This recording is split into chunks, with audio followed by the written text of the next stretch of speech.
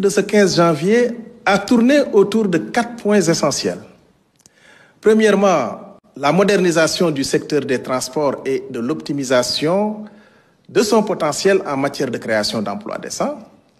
Deuxièmement, l'évaluation et le recadrage global du programme Xëyu Ndaw ñi. Troisièmement, le développement maritime et portuaire dans l'agenda national de transformation.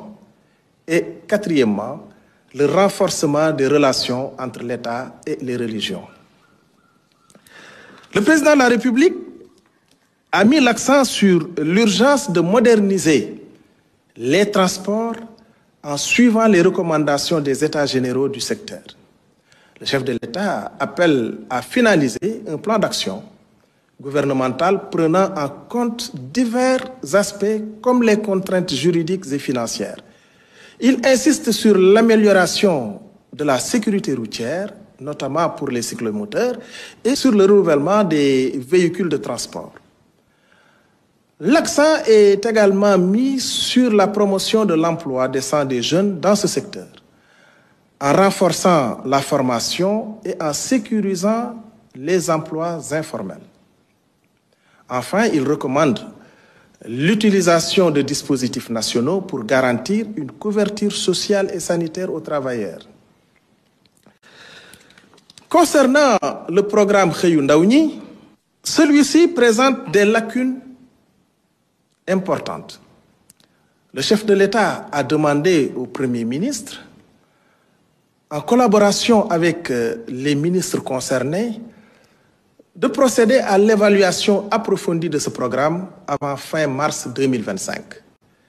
Cette évaluation vise à transformer le programme en un nouveau concept emploi des jeunes plus efficace et inclusif. L'objectif est de recadrer rapidement les composantes et objectifs sectoriels pour maximiser la création d'emplois, promouvoir l'entrepreneuriat et optimiser les financements et les activités génératrices de revenus. Concernant le développement maritime et portuaire dans l'agenda national de transformation, la vision Sénégal 2050 doit prioriser le développement des infrastructures maritimes et portuaires pour soutenir l'industrialisation et la création d'emplois.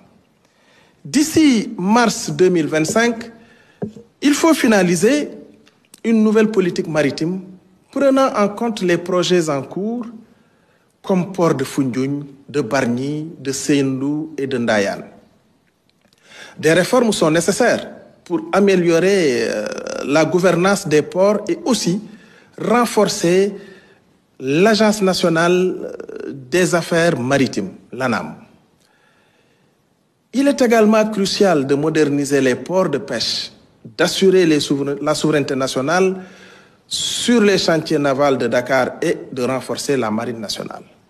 Le rôle du Conseil national des chargeurs, le COSEC, doit être réévalué et un Conseil national des activités maritimes et portuaires sera créé pour coordonner la mise en œuvre de la politique maritime nationale.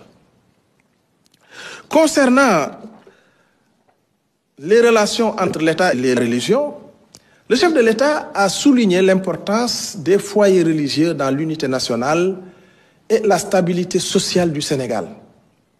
Il a demandé au gouvernement de renforcer les relations avec toutes les confessions religieuses et pour mieux répondre aux besoins des populations. Il a également réaffirmé sa volonté de créer une délégation générale aux affaires religieuses pour institutionnaliser ces relations.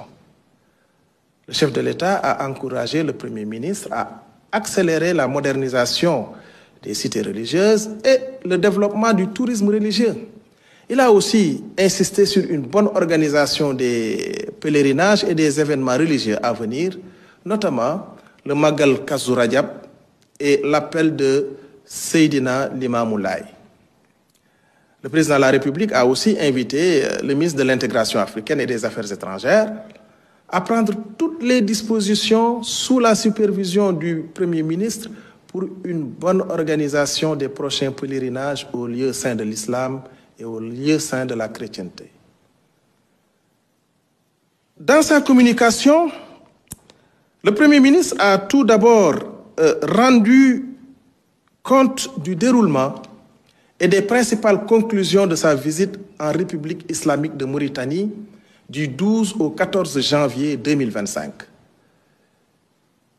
Il a souligné les avancées significatives enregistrées en ce qui concerne les concertations entre les deux pays et en particulier sur les dossiers relatifs au développement du projet gazier GTA ainsi que la coopération sur les secteurs de la pêche et du transport terrestre.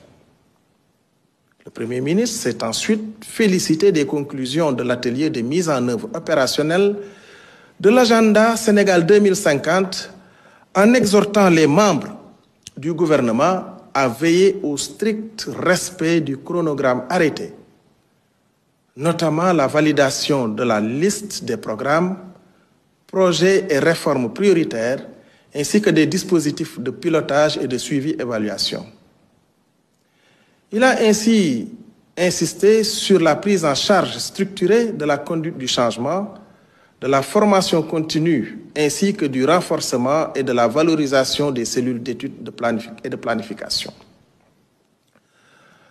Revenant sur la nécessité d'un suivi minutieux des crédits budgétaires affectés aux dépenses d'investissement, dans l'attente de la maturation des programmes et projets prioritaires de la feuille de route 2025, du plan quinquennal 2025-2029, le Premier ministre a demandé au ministre des Finances et du Budget, en rapport avec le ministre de l'Économie, du Plan et de la Coopération et le ministre secrétaire général du gouvernement, de lui soumettre dans les plus brefs délais la liste des programmes et projets à retenir au titre des dépenses à engager au cours du premier trimestre 2025 en vue de leur approbation par le président de la République. Enfin, le Premier ministre a informé le Conseil dans le cadre des mesures de réduction du train de vie de l'État, des nouvelles modalités qui encadreront désormais l'approbation des missions à l'étranger des agents de l'État. Je vous remercie.